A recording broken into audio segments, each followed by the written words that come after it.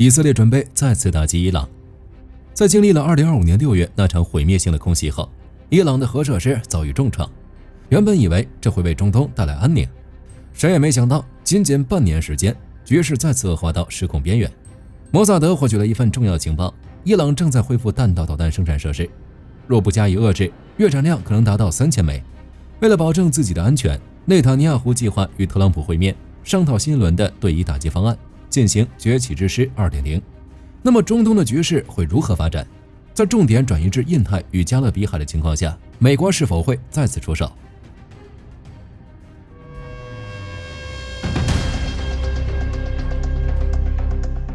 ？2025年6月，中东爆发了一场代号为崛起之师的大规模空袭，以色列空军几乎倾巢出动，战机遮天蔽日，对伊朗境内的目标进行了长达数天的狂轰滥炸。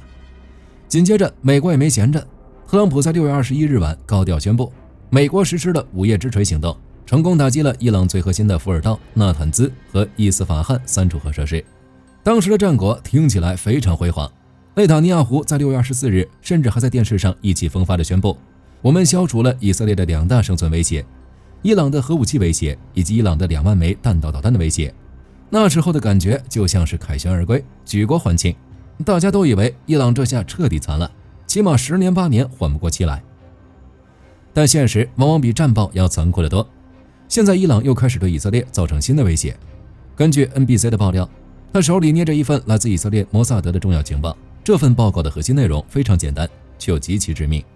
以色列的情报官员惊恐地发现，伊朗人展现出了惊人的修补能力。没错，核设施是被炸瘫了，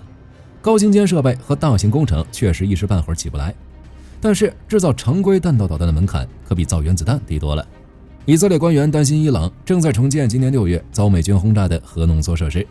同时指出伊朗正在利用这半年的窗口期，疯狂地重建其弹道导弹生产。弹道导弹产量正在以一种不可控的速度疯狂扩张，他们修复了受损的厂房，甚至将更多的生产设备转移到了更深的地下掩体中。美国全国广播公司报道，如果按照伊朗目前的恢复速度，一旦他们的生产线全负荷运转，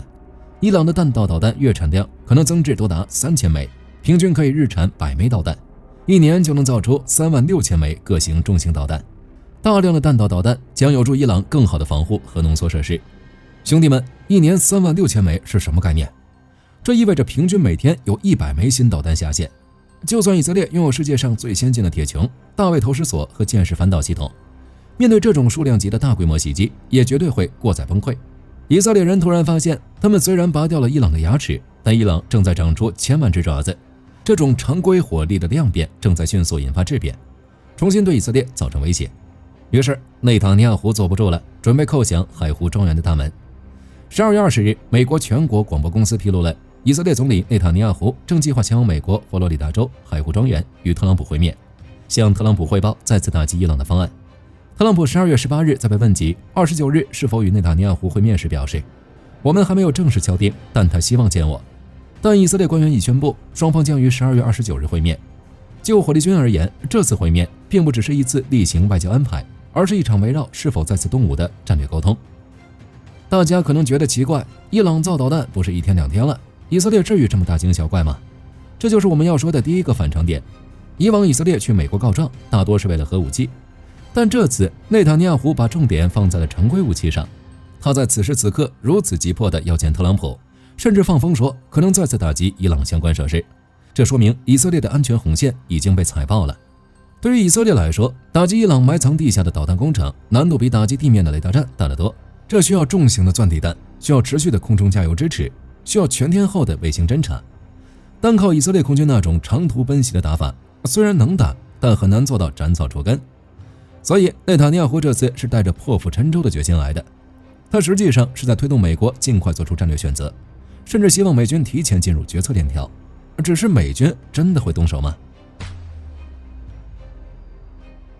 站在特朗普的角度，这事儿就没那么简单了。首先，我们要看清楚美国现在的战略重心。当前的美军全球部署并非只围绕中东一地运转，华盛顿的战略视线正同步投向西半球的安全态势。委内瑞拉方向同样被纳入高优先级评估，那里是美国的后院，有石油，有地缘政治危机，美国正在考虑在那边发动军事行动。在这个节骨眼上，以色列跑过来要美国大力支援，这等于让美国分散注意力，开辟第二战场。当然，美国有同时应对多方向挑战的能力，但真正的问题不在能不能打，而在于先打哪一块，重点放在哪一块。在中东局势反复升温的同时，印太方向依然是美军战略重心中的关键位置。一定程度上来说，这场会晤表面上是盟友间的慰问，实际上是两种国家生存逻辑的剧烈碰撞。以色列希望的是保证自身的安全，而美国则需要考虑全球利益。其次，还有一个非常微妙的背景，就在以色列磨刀霍霍的时候，德黑兰那边突然变脸了。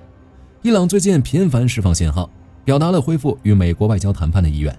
你看，伊朗人也很聪明，他们知道硬的不行，就开始来软的。他们提出愿意限制核计划来换取美国的制裁松绑，这对美国来说是一个极具诱惑力的选项。如果能通过谈判就把伊朗摁住，何必还要花几千亿美元去打仗呢？所以内塔尼亚胡这次去还有一个隐藏任务，他必须向特朗普证明伊朗人的谈判是骗局，是缓兵之计，只有拳头才能让他们听懂道理。就目前的情况来看，以色列为了自己的安全必须打，伊朗为了生存必须造导弹，但也想谈。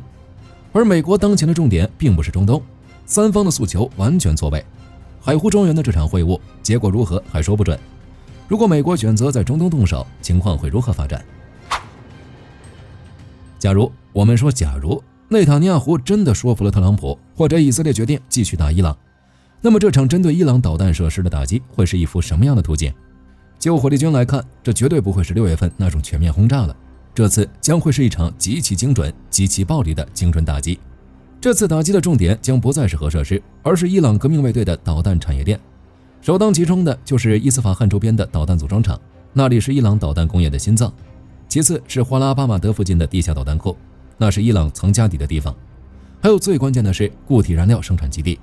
没有了固体燃料，导弹就是一堆废铁管子。以色列的战术目标非常明确，我不求把你的导弹全炸光，但我把造导弹的机器和燃料全炸了，我看你拿什么来补库存。如果美军参与，那画面会非常震撼。美军可能会从印度洋的迭戈加西亚基地起飞 B2 轰炸机，携带重达13吨的 GBU-57巨型钻地弹。这种炸弹能钻透60米的钢筋或凝土，专门用来对付伊朗那种挖空了半座山的地下工厂。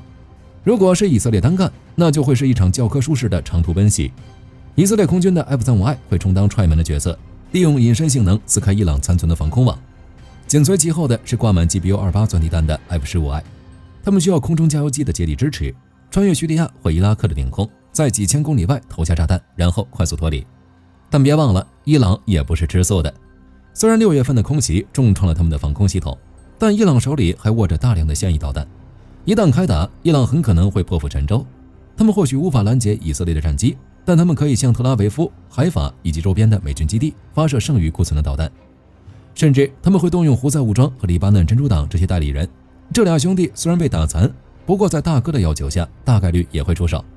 中东将再次进入乱局，这将是一场争分夺秒的对决。以色列赌的是能一波流打飞伊朗的生产能力，而伊朗赌的是在生产线瘫痪前利用导弹袭击让以色列停手。当然，以上都是猜测，具体情况如何谁也说不准。就火力军来说，面对内塔尼亚胡的参战请求，特朗普大概率会选择给刀不给人。他会批准给以色列更先进的钻地弹，会提供更详细的卫星情报，甚至会在联合国帮以色列顶住舆论压力。但他大概率不会同意美军飞行员直接驾驶战机飞入伊朗领空，因为对于美国来说，现在的头号任务是委内瑞拉，是印太，而不是中东。但这并不意味着战争不会爆发。得到了美国默许和军火支持的以色列，很有可能会选择单方面动手。无论结果如何，这次内塔尼亚胡的海湖庄园之行都释放了一个极其危险的信号。中东现在的和平只是暴风雨来临前的平静，未来的几个月，中东恐怕要爆发新冲突。这件事最值得思考的地方在于，在现代战争中，高科技的定点清除真的能彻底解决安全问题吗？以色列炸了核设施，伊朗就造导弹；以色列炸了导弹工厂，伊朗可能就会搞无人机蜂群。当一个地区大国下定决心要搞不对称对抗时，单纯的军事打击真的能带来长久的和平吗？还是说这只会陷入一个一波未平一波又起的死循环？各位，你们觉得特朗普会答应内塔尼亚胡的要求吗？如果美以再次联手，伊朗那传说中的导弹雨真的会降临吗？可以在评论区留下你的看法，喜欢的话可以点点关注。我是火力军，下期见。好的，各位观众朋友们，我们频道一直在聊真实的军事资讯和武器装备，后台也经常有朋友问，有没有值得推荐的入门级模型？今天就和大家分享一款近期接触到的产品。首先，它的外形还原度做得相当不错，比例准确，武器上的一些关键细节和标识也都有体现，材质也说得过去，拿在手上有不错的分量感。其次，它具备一定的可动性，对于理解基础操作原理有一定帮助，让它不仅是个静态摆件。综合它的做工和可玩性来看，价格确实比较亲民。对于想入门模型收藏，或者单纯想在桌上贴一个摆件的朋友来说，是一个性价比很高的选择。商品链接已经给你们上了，感兴趣的朋友可以自行了解。